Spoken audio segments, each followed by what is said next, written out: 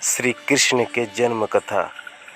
भगवान कृष्ण का जन्म जीवन मनोरंजक कहानियों से भरा हुआ है। उनके पूरे जीवन की तरह उनका जन्म भी एक मनोरंजक कहानी है। तो आओ बच्चों, आपको सुनाते हैं इस कृष्ण के जन्म से जुड़ी कहानी। यह बात द्वापर युग की है, जब धरती पर अधर्म का बोझ बढ़ता जा रहा था। राक्षसों ने धरती पर हाहाकार मचा रखा था। इस बात से बहुत परेशान होकर धरती माँ गाय का रूप धारण करके देवताओं के पास गई और उनसे कहा, हे देवतागण, मेरी रक्षा करें। इस राक्षसों का आतंक मुझ पर बढ़ता जा रहा है, इन्हें खत्म करें। धरती माँ की इस बात को देवताओं के पास कोई समाधान नहीं था। इस पर उन्होंने ब्रह्मा जी के पास जाने का निर्णय लिया और धरती माँ के साथ सभी देवता चल पड़े। वहाँ पहुंचकर उन्होंने ब्रह्मा जी से विनती की, प्रभु, मेरे ऊपर से दैत्यों का यह भार कम करें, मैं बहुत परेशान हो गई हूँ। ब्रह्मा जी ने उनकी तरह देखा और कहा, इसका उपचार सिर्फ भगवान विष्णु कर सकते हैं। देवी, आप उन्हीं के पास जाइए। ब्रह्मा जी का कहा मानकर उनके साथ धरती माँ और सभी देवतागण भगवान विष्णु के निवास क्षीर सागर पहुँचे। उस समय वह शेषनाग पर लेटे हुए आराम कर रहे थे।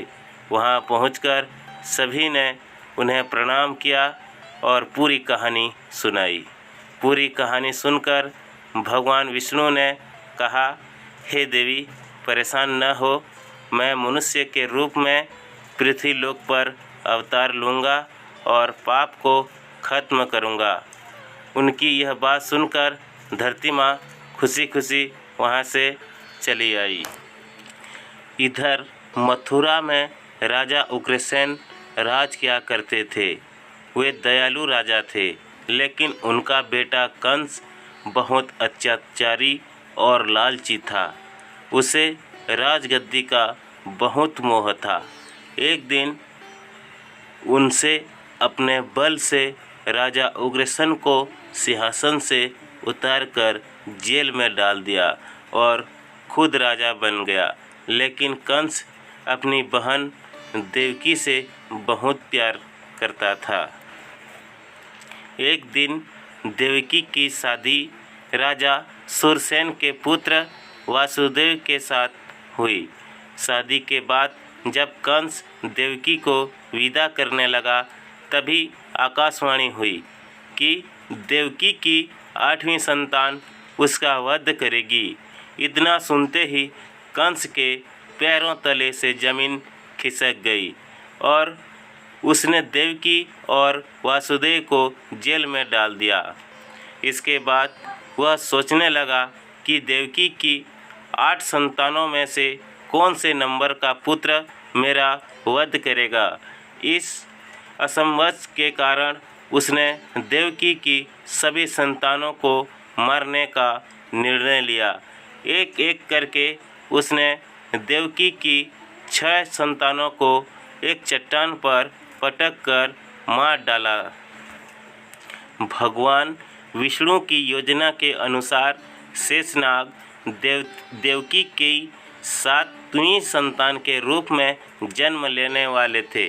जब देवकी 7वीं संतान से गर्भवती थी, तो देवताओं और भगवान ने तरकीब से उनका गर्भपात करवा दिया। साथ ही उस संतानों को वासुदेव की पहली पत्नी रोहिणी के गर्भ में पहुंचा दिया। बाद में इस संतान को श्री कृष्ण के बड़े भाई बलराम के रूप में जाना गया।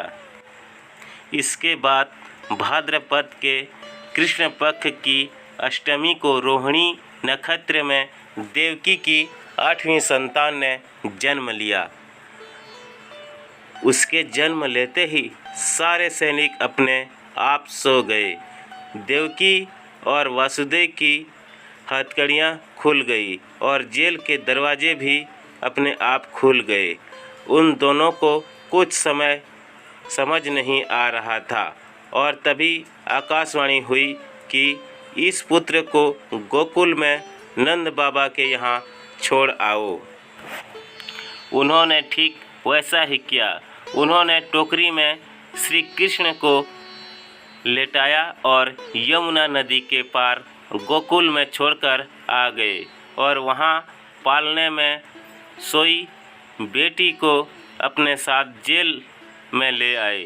वासुदेव के वापस आने के बाद सब कुछ पहले जैसा हो गया। हथकड़ियाँ और जेल के दरवाजे वापस लग गए और पहरेदार सब लोग होश में आ गए। होश में आते ही सैनिकों के देवकी की 8वीं संतान की खबर जाकर कंस को दे दी। कंस दौड़ता हुआ जेल आया और देवकी की गोद से उसकी संतान को छीन लिया। इसके बाद जैसे ही कंस ने उसे मारने के लिए हाथ उठाया, वह उसके हाथ से छूट गया, हवा में उड़ गई और बोली, दुष्ट कंस, मैं योग माया हूँ। तुझे मारने के लिए भगवान ने गोकुल में अवतार ले लिया है।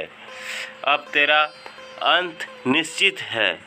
इसके बाद श्री कृष्ण को मारने के लिए कंस ने कई राक्षसों को गोकुल भेजा, लेकिन कोई उनका बाल भी बांका नहीं कर पाया। अंत में उन्होंने कंस का संहार किया और मथुरा को उसके आतंक से आज़ादी दिलाई।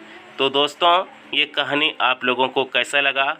अगर अच्छा लगा हो तो एक लाइक ज़रूर कर देना और जो मेरे चैनल पर नए हैं, चैनल को सब्सक्राइब करके बेल आइकन को ज़रूर प्रेस कर देना दोस्तों, ताकि मैं आपके लिए नए नए कहानी इसी तरह का लाता रहूं।